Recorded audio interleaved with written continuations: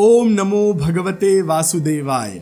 आइए प्रारंभ करते हैं श्रीमद् भागवत कथा के प्रथम स्कंद का अध्याय 9वें अध्याय में हम सुनेंगे कैसे युधिष्ठिर, अर्जुन, भीम, श्री कृष्ण इत्यादि सभी भीष्म पितामह के दर्शन करने जाते हैं और भीष्म पितामह वहां पर श्री कृष्ण जी की स्तुति करते हुए अपने शरीर का त्याग करते हैं। सूत जी कहते हैं, इस प्रकार राजा युधिष्ठिर प्रजाद्रोह से भयभीत हो गए।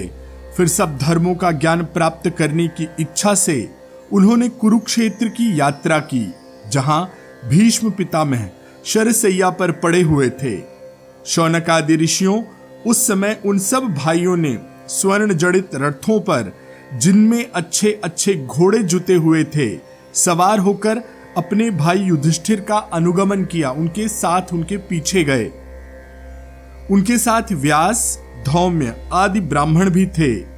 शौनक जी अर्जुन के साथ भगवान श्री कृष्ण भी रथ पर चढ़कर चले। उन सब भाइयों के साथ महाराज युधिष्ठिर की ऐसी शोभा हुई मानो यक्षों से घिरे हुए स्वयं कुबेर ही जा रहे हों। अपने अनुचरों और भगवान श्री कृष्ण के साथ वहां जाकर पांडवों ने देखा कि पितामह भीष्म स्वर्ग से गिरे हुए देवता के समान धरती पर पड़े हुए हैं। उन लोगों ने उन्हें प्रणाम किया।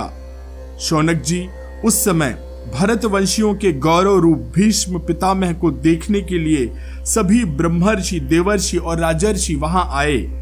पर्वत, नारद, धौम्य, भगवान व्यास, बृहदश्व, भरद्वाज, शिष्यों के साथ परशुराम जी, वशिष्ठ, इंद्रप्रमद, त्रित, गृहस्मद, असित, कक्षवान, गौतम, अत्रि, विश्वामित्र, सुदर्शन तथा और भी शुकदेव आदि शुद्ध हृदय महात्मागण एवं शिष्यों के सहित कश्यप, अंगिरा पुत्र बृहस्पति आदि मुनिगण भी वहां पधारे। भीष्म पितामह धर्म को और देश काल के विभाग को कहां किस समय क्या करना चाहिए इस बात को जानते थे। उन्होंने उन बड़भागी ऋषियों को सम्मिलित हुआ देखकर उनका यथोचित सत्कार किया।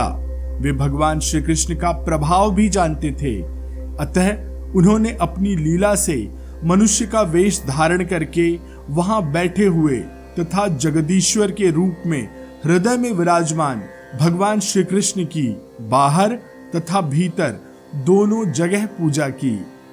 पांडव बड़े विनय और प्रेम के साथ पितामह भीष्म के पास बैठ गए। उन्हें देखकर पितामह की आंखें प्रेम के आंसुओं से भर गई।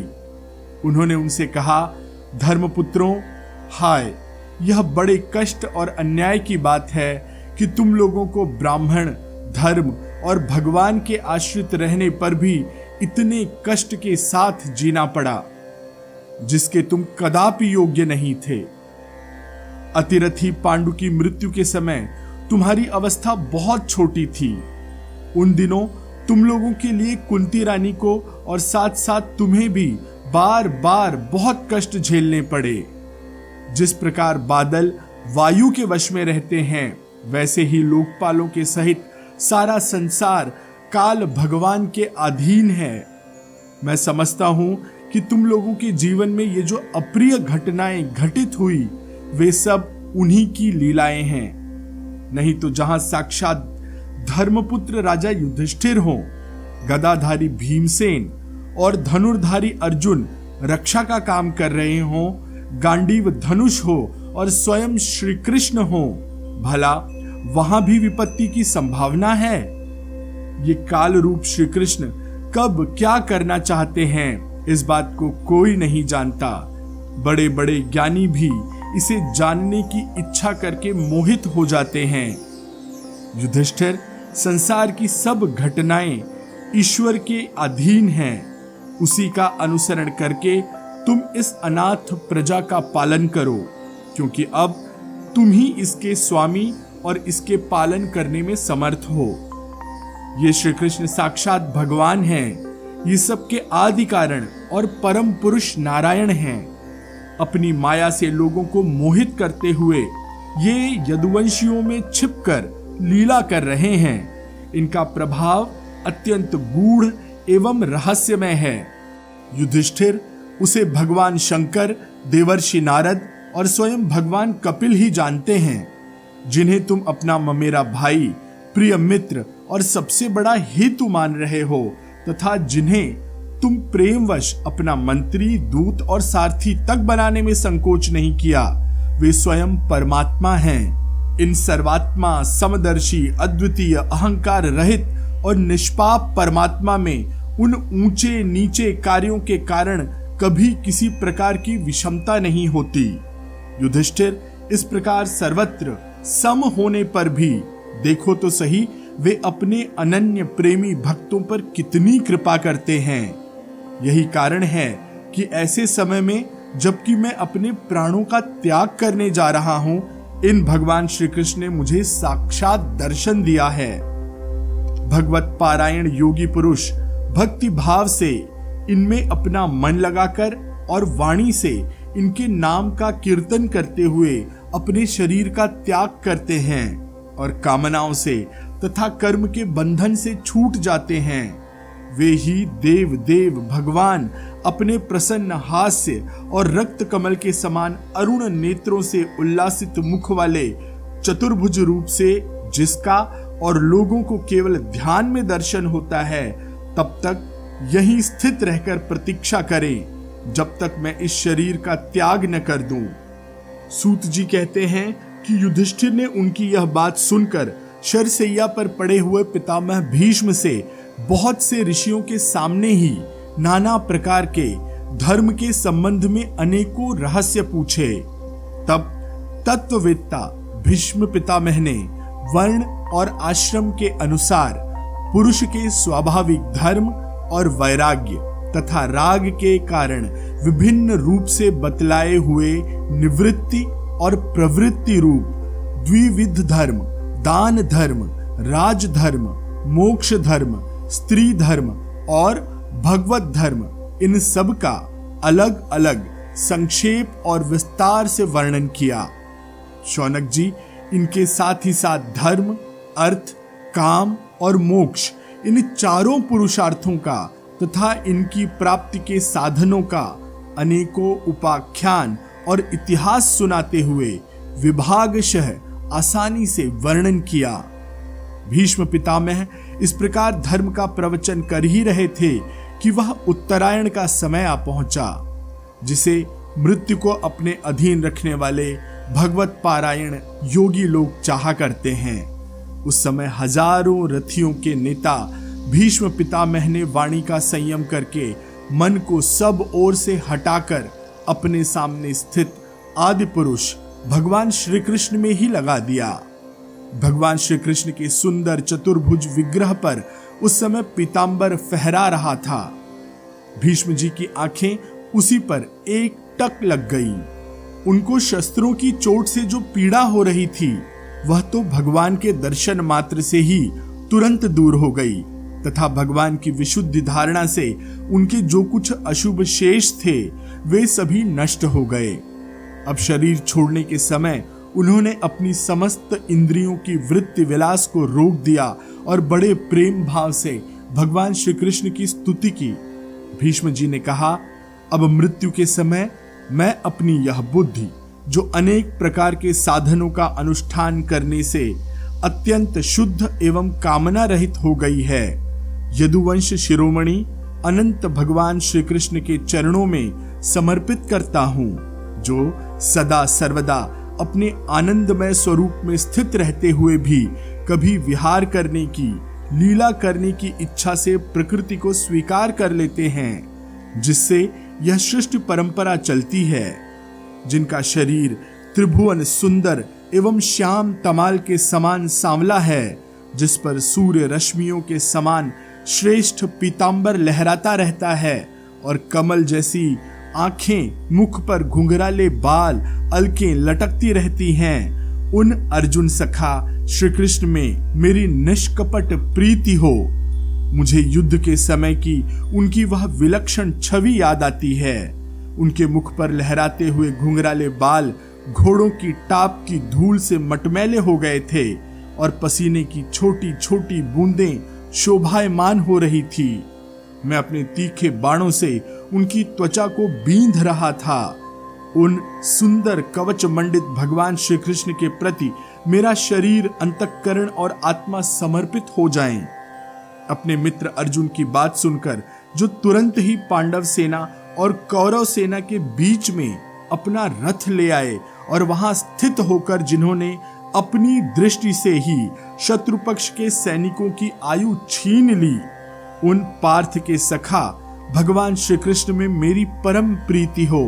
अर्जुन ने जब दूर से कौरवों की सेना के मुखिया हम लोगों को देखा तब पाप समझकर वह अपने स्वजनों के वध से विमुख हो गया।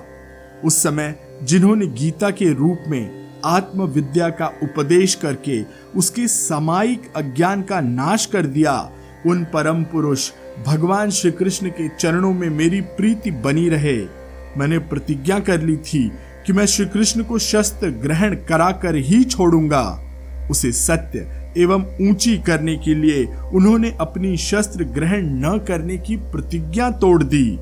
उस समय वे रथ से नीचे कूद पड़े और सिंह जैसे हाथी को मारने के लिए उस पर टूट पड़ता है, वैसे ही रथ का पहिया लेकर मुझ पर झपट पड़े। उस समय वे इतने वेग से दौड़े कि उनके कंधे का दुपट्टा गिर गया और पृथ्वी कांपने लगी। मुझ आतताई ने तीखे बाण मार मार कर उनके शरीर का कवच तोड़ डाला था, जिससे सारा शरीर लहूलुहान हो रहा था। अर्जुन के रोकने पर भी वे बलपूर्वक मुझे मारने के लिए मेरी ओर दौड़े आ रहे थे। वे ही भगवान श्री कृष्ण जो ऐसा करते हुए भी मेरे प्रति अनुग्रह और भक्त वत्सलता से परिपूर्ण थे, मेरी एकमात्र गति हो, आश्रय हो। अर्जुन के रथ की रक्षा में सावधान जिन श्री कृष्ण के बाएं हाथ में घोड़ों की रास थी और दाहिने हाथ में चाबुक, इन दोनों ही शोभा से उस समय जिनकी अपूर्व छवि बन गई थी, तथा महाभारत युद्ध में मरने वाले वीर जिनकी उस छवि का दर्शन करते रहने के कारण सारूप्य मोक्ष को प्राप्त हो गए, उन्हीं पार्थसारथी भगवान श्री कृष्ण में मुझ मरणासन्न की परम प्रीति हो।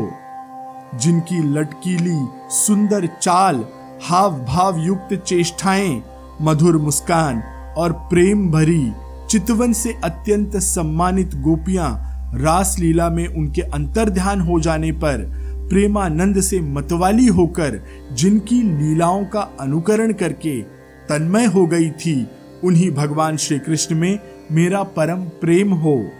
जिस समय युधिष्ठिर का राजसूय यज्ञ हो रहा था, मुनियों और बड़े बड़े राजाओं से भरी हुई सभा में सबसे पहले सबकी ओर से इन्हीं सबके दर्शनीय भगवान श्री कृष्ण की मेरी आंखों के सामने पूजा हुई थी। वे ही सबके आत्मा प्रभु आज इस समय मृत्यु के समय मेरे सामने खड़े हैं। जैसे एक ही सूर्य अनेक आंखों से अनेक रूपों में दिखता है, वैसे ही अजन्मा भगवान श्री कृष्ण अपने ही द्वारा रचित अनेक शरीरधारियों के हृदय में अनेक रूप से जान पड़ते हैं।